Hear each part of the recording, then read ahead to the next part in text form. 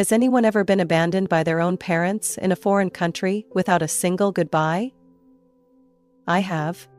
And the cruelest part was, they didn't just disappear.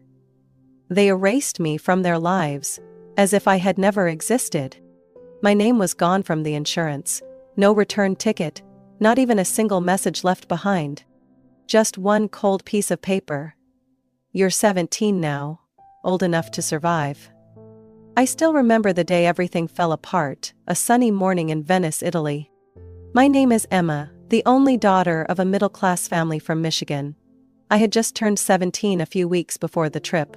My parents, Greg and Monica, said it was a healing vacation after my terrible academic year. And they were right. I wasn't okay. I had dropped out of school, gotten into fights, and had been suspended for 3 days after throwing a book at a window. But I was just a kid, desperate and confused about everything I couldn't understand. I thought, maybe they were trying to reconnect. Maybe they still loved me. When my mom suddenly handed me a plane ticket to Venice, a place I'd only ever seen on postcards, I nearly cried with hope. No cousins, no work calls from Dad, no interruptions. Just the three of us. A family. The first few days felt strange. We strolled by the canals, ate gelato every afternoon, and took photos at Piazza San Marco. I started smiling again. Not the forced kind, but real smiles. I still remember that morning, the 6th day of the trip. We had breakfast at the hotel. My mom wore brick red lipstick, the one she saved for special occasions. My dad was his usual silent self, sipping black coffee and reading the paper like nothing unusual was happening. As I was texting my best friend back home, my mom gently touched my hand and smiled. We're just going to the souvenir shop, stay in the room, we'll be back in 15 minutes. I nodded, not suspecting a thing. 15 minutes passed. Then 30. Then an hour. 2 hours. I started to worry, but tried to stay calm. Then the hotel staff said, "The couple in room 407 checked out this morning." My mind went blank. I ran to the room, empty. My luggage was gone. My passport, gone. Even my backpack, the one I carried everywhere, even to public restrooms, vanished. My phone had died earlier that day, and when I plugged it in, every call I made to Mom and Dad went to voicemail. My texts didn't send. No one replied. I sat in the lobby, waiting until nightfall, hoping they'd come back. No one did. The next day I went to the U.S. Embassy. A woman in a navy blazer with her hair neatly tied up, tapped on a keyboard, and finally looked at me. "You're no longer listed on their health insurance. Your return flight has been cancelled. You're also no longer on their emergency contact forms." I just sat there, numb. They hadn't just forgotten me. They had erased everything about me. That night, I returned to the hotel and curled up next to a trash bin outside a cafe. Cold wind hit my neck, and my heart pounded in chaos. I reached into my coat pocket, the only thing I still had, and found a small folded note. My mother's handwriting, neat, cold. "You are 17, old enough to survive." No explanation, just a sentence that felt like a final verdict, ending my life as their daughter. I didn't cry much. I had run out of tears from growing up too soon. I just curled up, my back against a stone wall, watching people laugh inside the warm restaurant across the street. A family singing happy birthday. A couple holding hands. And me. The girl left behind by the world. I had nowhere to go, no friends, no money, no identity, no one looking for me, no one needing me. And I swore, if I made it through that first night, no one would ever have the right to discard me again. I thought I was strong. I thought willpower alone would keep me alive. But reality is far from what books teach you. Willpower doesn't stop the hunger after 3 days of drinking tap water and picking up breadcrumbs from park benches. Venice is brutally beautiful. The slick cobblestone streets leave no room for the lost. The sun blazes during the day, but the nights are bone-chilling. I curled up by the back wall of that same cafe, staring at the warm lights and laughter spilling out on the night I was abandoned. But that light wasn't meant for me. I slept behind a closed-down market stall. It had a roof to block the dew, but not the cold that pierced through my torn coat. Every morning, I woke to delivery trucks roaring and footsteps rushing by, like I was just another invisible crack in the wall. By the fourth day, I couldn't take it anymore. My stomach cramped, my throat was dry, and my head spun so badly I couldn't tell reality from illusion. I stumbled through narrow alleys, grabbing onto the walls to stay upright. That's when I saw the bread. It sat on a metal tray outside a tiny shop. The crust was still warm, giving off the scent of freshly baked dough that nearly brought tears to my eyes. No one was around, no camera, just a loaf of bread, and a starving girl. I didn't think, I just acted. My hand shot out, pure survival instinct. But just as my fingers brushed the crisp crust, another hand grabbed my wrist. I froze. Not out of fear of being hit, but because this might be the end. I could be arrested, deported back to the US, or worse, fall into the hands of people I never wanted to name. The woman standing in front of me didn't say a word. She didn't yell. She didn't ask questions. She just looked at me, with gray-brown eyes like Tuscan stone, glowing against her tan skin and silver-streaked hair, tied back with a flour-dusted apron string. "Hungry?" she asked, her voice laced with a heavy Italian accent. I nodded, tears spilling out. "If you're hungry, then work," she said, and walked inside. I stood there, frozen, unsure if I had heard her right. She didn't shut the door, didn't tell me to leave. And I followed, like a lost soul finding the first exit after days in a maze. Her name was Angela, 62, Italian-American. She had lived in Venice for over 40 years. That little bakery was hers. Tucked on a quiet corner, where locals stopped each morning for bread, almond cake, and coffee with milk. She led me to the back, to the dishwashing area. No name asked, no documents needed.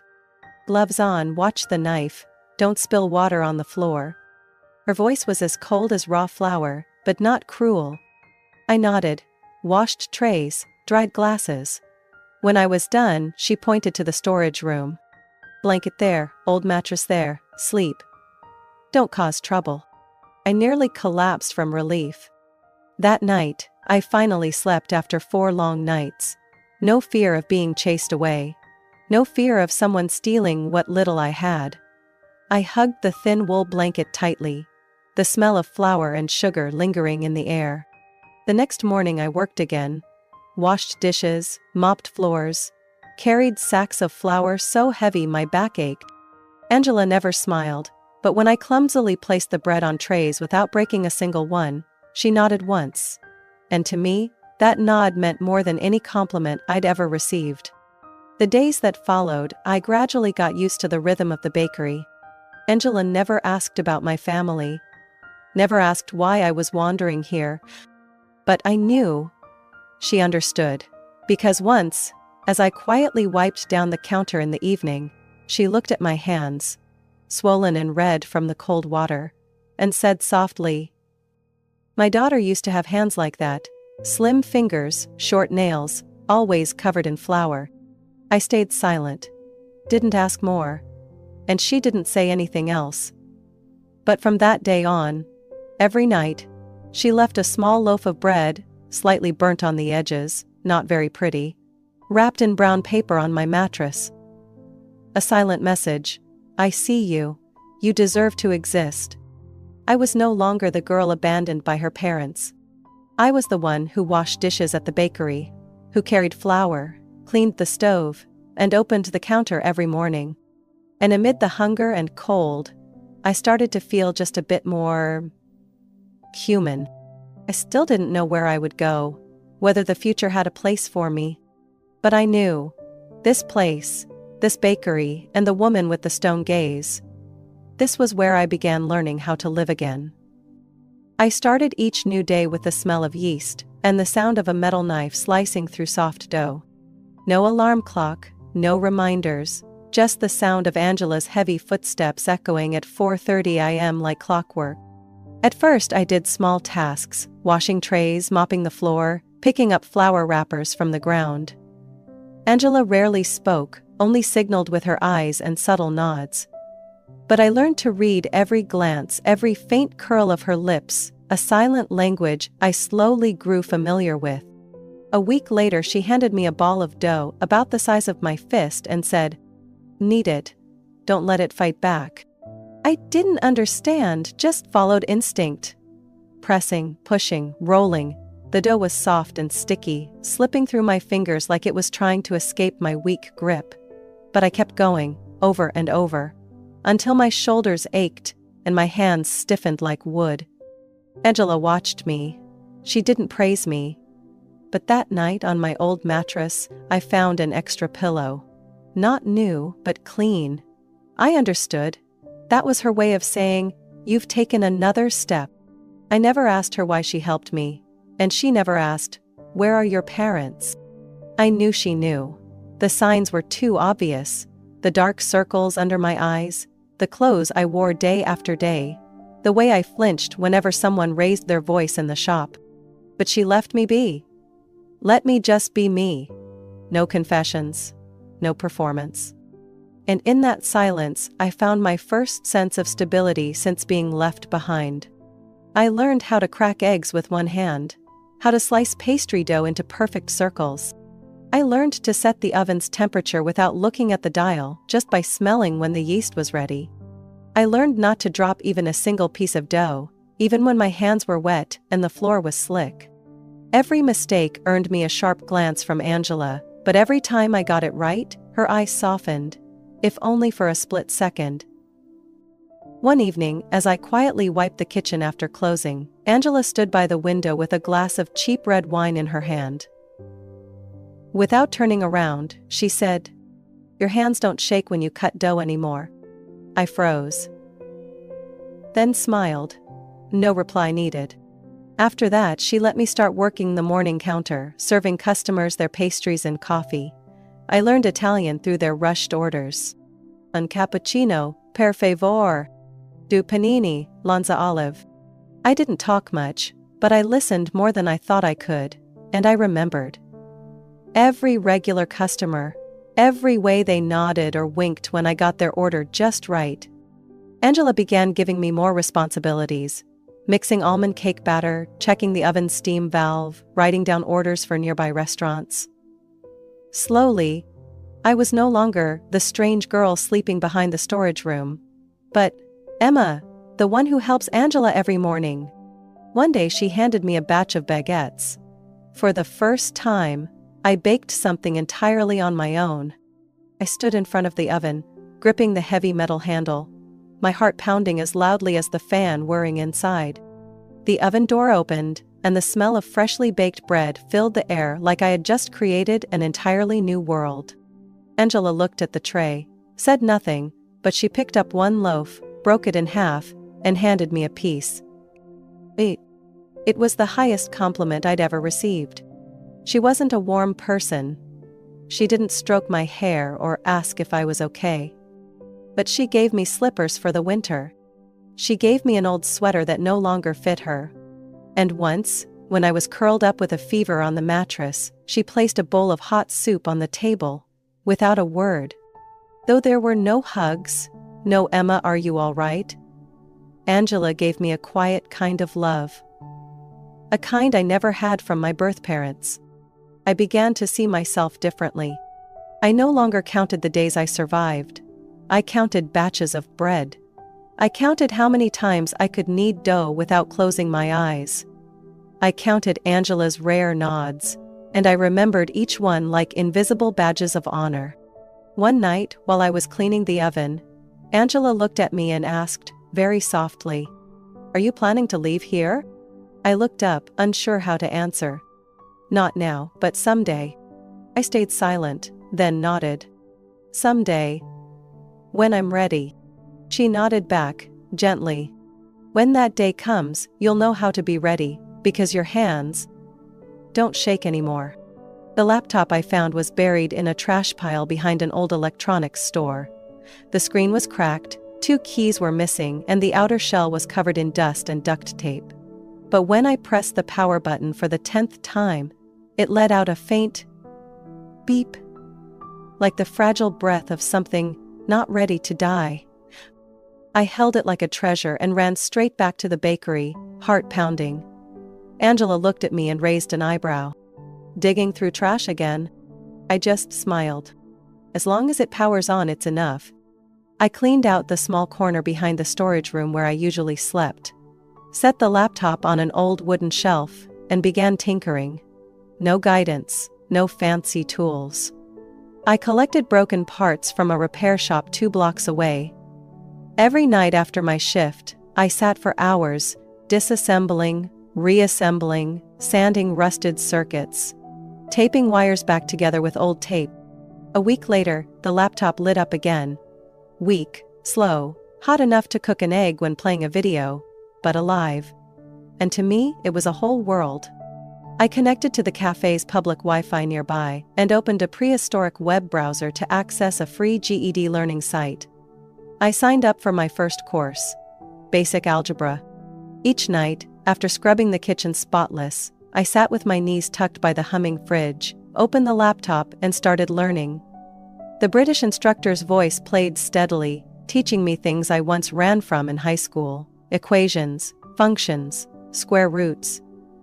For the first time in my life, I was learning for me. Not for a grade, not for someone else's expectations. I scribbled notes on old pastry box lids, sketched diagrams on napkins, and whispered answers like reciting prayers. Every time I got a test question right, I muttered the score under my breath, as if granting myself a blessing.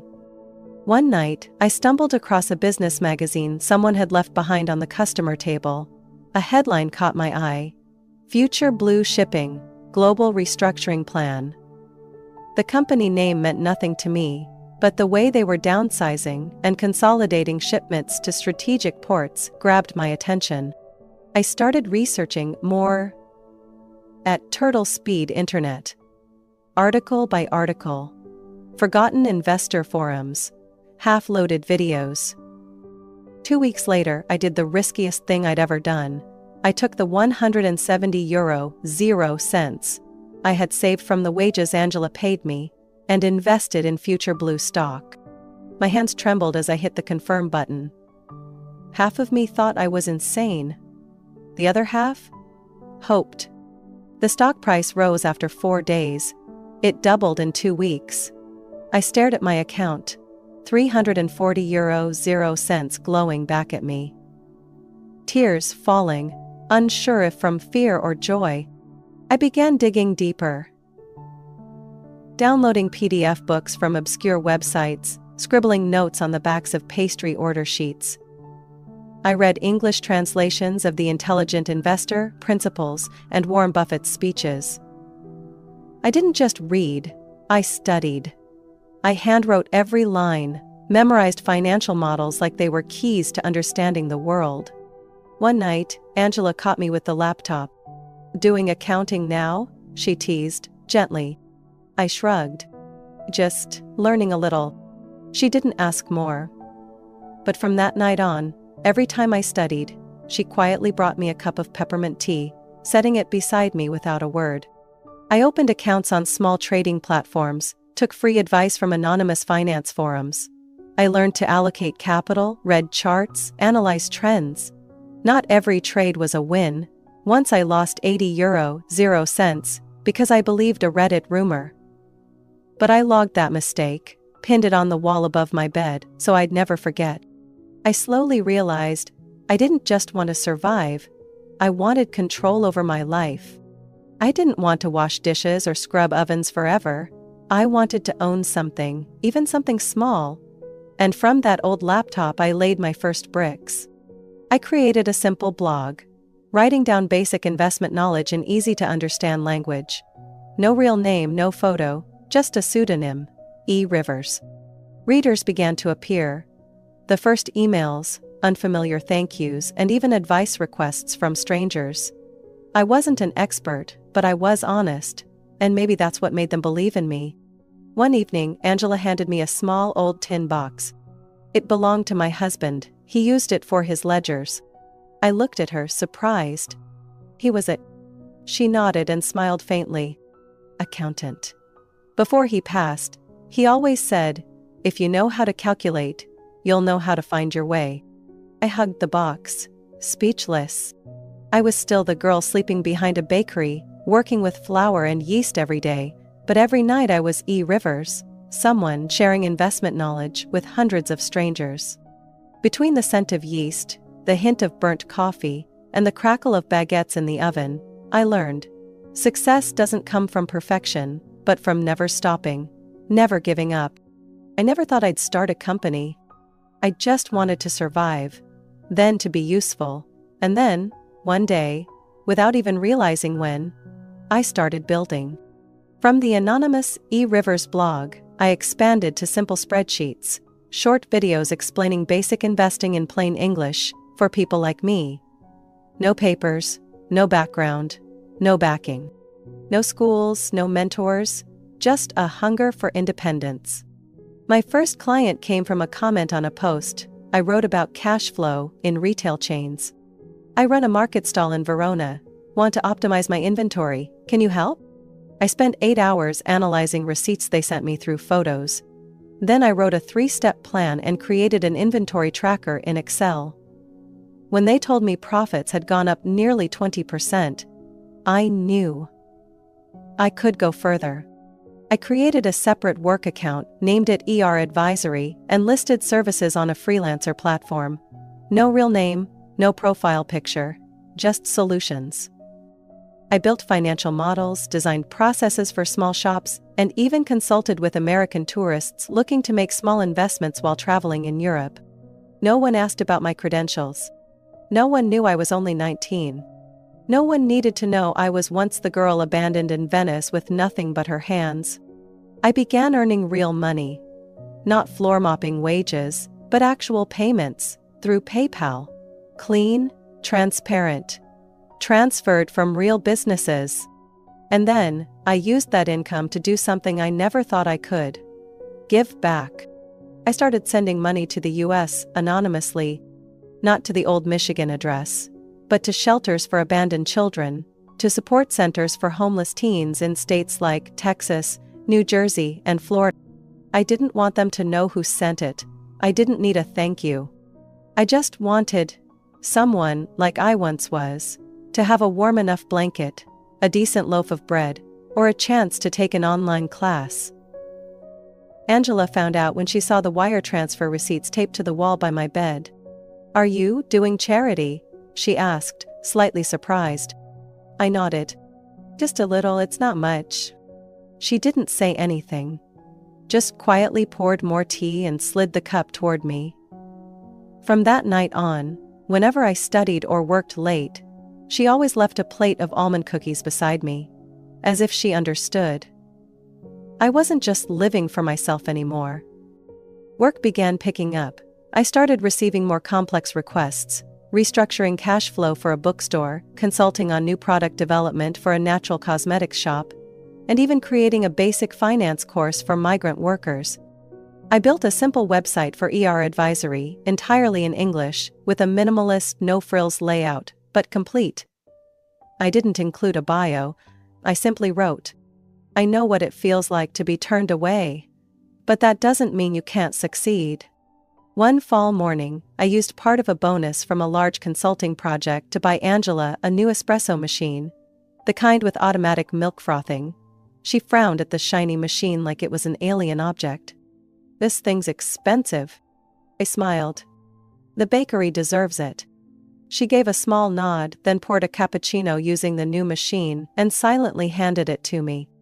"You've come a long way," she said. I gripped the cup tightly, feeling like her flour-dusted fingers had just touched my heart. I still lived in the tiny storage room behind the bakery, still woke up at 4:30 to knead dough. But now, alongside the oven's hum, was the clacking of my keyboard every night. I launched a separate advice channel for young people in Europe. Most of them stuck in between, without clear citizenship, without support. I taught them how to budget, how to open basic trading accounts, how to understand profits. All in the language of someone who'd once been at the very bottom, just like them. One night, I received an email from a nonprofit organization in New York. We'd like to invite you as a guest speaker at our Youth Financial Independence Summit. I nearly dropped the mouse, my heart raced out of control. I didn't respond right away. I just stared at the last line of the message. We don't know who you are, but you're changing the game. I had never thought of myself as someone who could change the game. I was just a girl who'd once been left behind in silence. But maybe it was that very silence that taught me how to listen. And because of that, I could hear those who'd never been heard. I began to feel a kind of power, not the kind that controls others, but the kind that comes from knowing I was no longer a burden. I had value, I created value, and I helped others see the value in themselves. One early morning in March, as I was mixing almond flour behind the counter, Angela sat at the breakfast table with her usual cup of black coffee and a stack of old newspapers someone had left behind.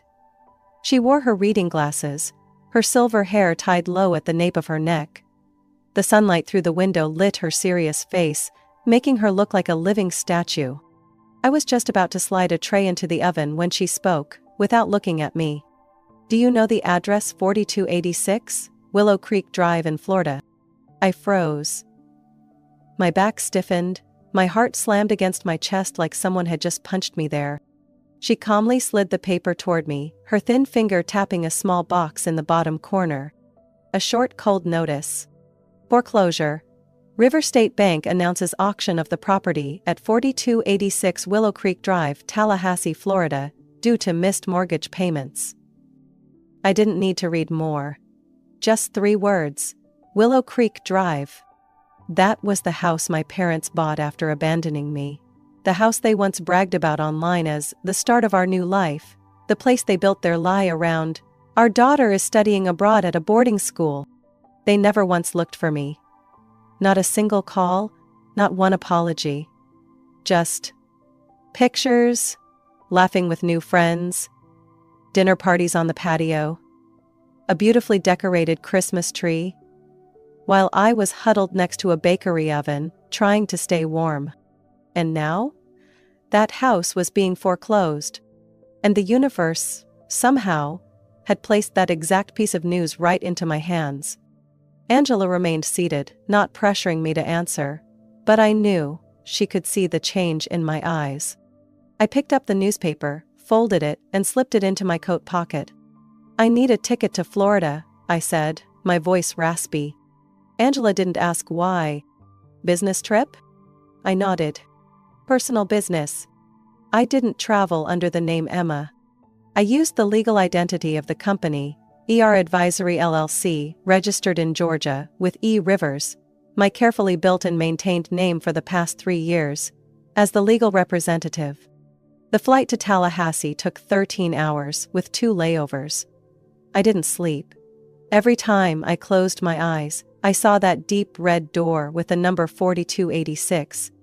The place that used to be home, but never a haven. The auction was held in an outdoor parking lot next to City Hall. I wore a navy blue shirt, oversized sunglasses, and had my hair pulled back. Angela stood next to me, wearing her old beige suit, wrinkled but straight like armor. No one looked at us for more than 5 seconds. To them, I was just a young investor with a middle-aged assistant. The starting price was lower than I expected. A few people showed up, a chubby man in a plaid shirt, an older couple with calculating eyes. But I had already decided I was going to buy it. Not for profit. Not as an investment, but because it was the first time I chose to confront the past, rather than let it chase me. The final bid ended with a sharp bang of the gavel. Sold to bidder number 119? Angela lowered the paddle, silent. I just stood there, hands in my coat pockets, eyes fixed on the old house in the distance. The one with the window where my mother used to hang white curtains. The entryway I hadn't walked through since I was 17. 3 days later, they received the official notice. Delivered by hand, the title deed was under ER Advisory. The eviction notice required them to vacate within 30 days. I didn't get a response right away, until a call came to the company email from their attorney's office. My clients would like to negotiate with the new owner. I agreed. I was good at negotiating through representatives. Cold, professional. The meeting was set in a small real estate office on the outskirts of town. Angela went with me. This time, as the property manager. I arrived 10 minutes early, wearing a black suit, hair in a tight bun, no makeup, no jewelry. Just sharp eyes and a steady breath. I didn't need them to recognize me right away. I needed them to lose control the moment I appeared. The door opened right on time. My mother entered first, still wearing the same middle-aged cardigan-style, oversized sunglasses trying to project fragility. My father followed, clutching a stack of papers, as if documents could save them from the truth. They didn't recognize me, not immediately. Not until I slowly removed my sunglasses. My mother's eyes froze. Her lips parted like the words were stuck in her throat. My father blinked rapidly, hands tightening around the wrinkled folder. I tilted my head slightly. "Hello?" No one answered. "This house is mine now." My mother stammered. "No, that can't be. This is..." I slid a copy of the title across the table. Angela stood beside me, her voice even like a text-to-speech reader. "We'll need the keys within 30 days. The deadline will be communicated in writing." My mother began to cry. But this time, she wasn't the woman who could manipulate me with her tears. I looked at her like a blurry side character from an old memory. My father said nothing. I stood up. "I don't need an apology. And I don't need an explanation." I leaned in, voice like steel. "I just want you to know, the daughter you erased came back. And she's no longer a victim." I turned and walked away, leaving behind two people who once meant everything, now nothing more than fading shadows in my life. Angela followed without a word, but when we reached the car she placed a hand on my shoulder. Light. Just enough to let me know she was there. 3 days after the auction, their lawyer's office called again, with a gentle proposal. My clients would like to meet with the new owner to discuss a humane solution. Humane? How ironic. They left me curled up behind an old bakery, head resting on a sack of rain-soaked flour, and now they wanted to talk humane? Because they lost their house? I didn't refuse. I wanted to look them in the eyes. Not for revenge, but for closure. The meeting place was a small real estate office on the edge of town, quiet and unassuming. Angela came again, still in her role as legal representative. I wore a dark suit, tied back hair, no makeup, no accessories. The less they could grasp onto, the more I controlled the moment they recognized me. I arrived 10 minutes early, sat calmly, hands folded on the table. I wanted them to see me like this. Composed, solid, completely in control. The door opened right on time. My mother entered first, still with her light-dyed hair, large sunglasses covering most of her face, a cream cardigan dress like every old photo I remembered. My father came in behind, walking slowly, clutching a worn-out folder. Like paperwork could rewrite reality. They sat down, still not realizing who I was, not right away. I removed my sunglasses. Each movement slow, like peeling away the last layer between me and them. My mother stared straight at me, and froze. Her eyes drained the color from her face in an instant. "Emma," she whispered.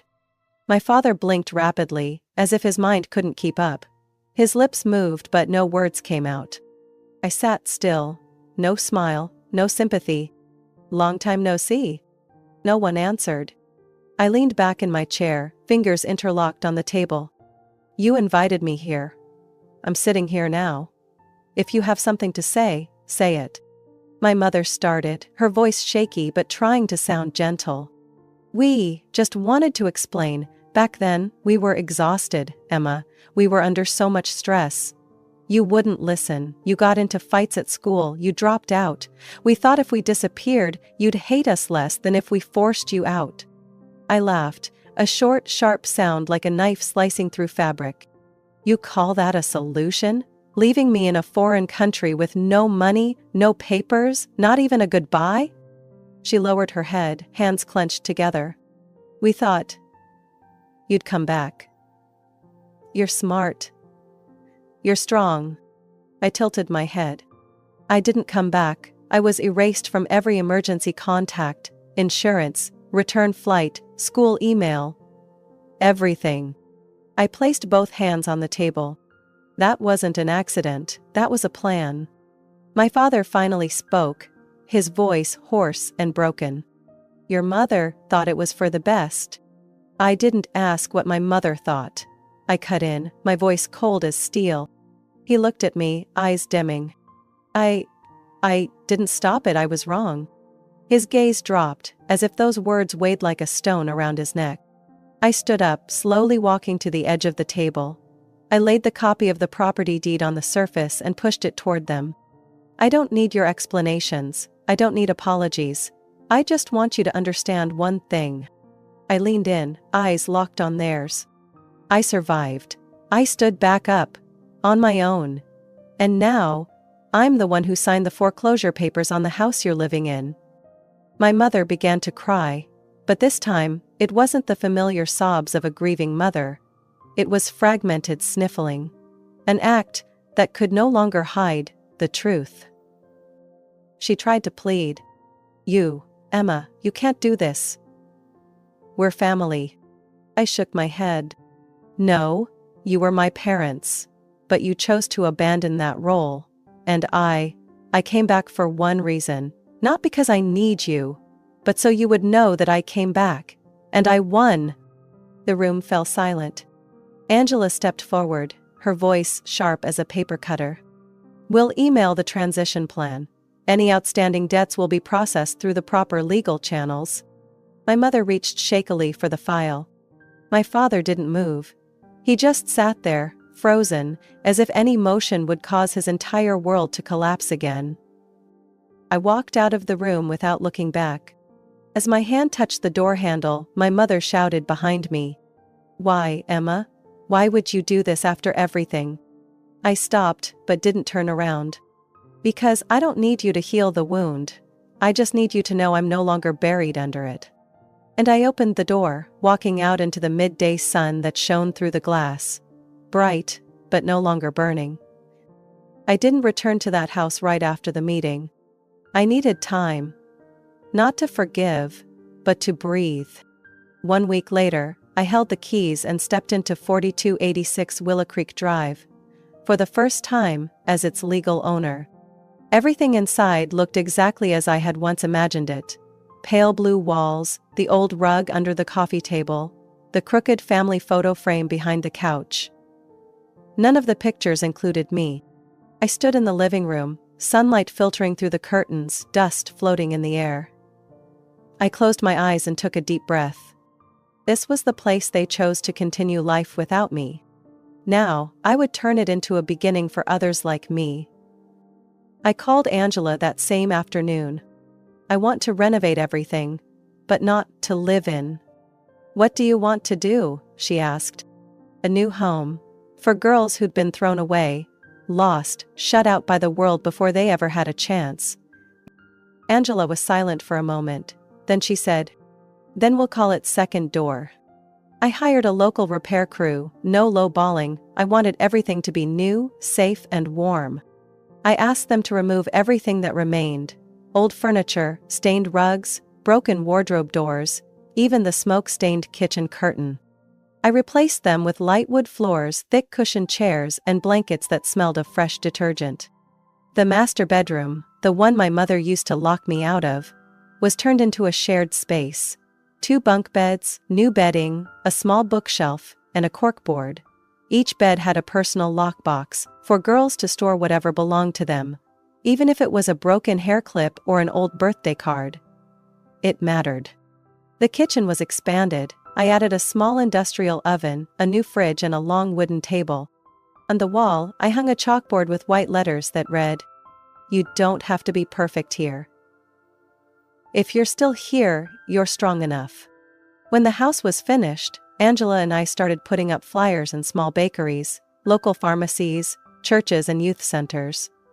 We didn't say, shelter. We didn't use the word, homeless.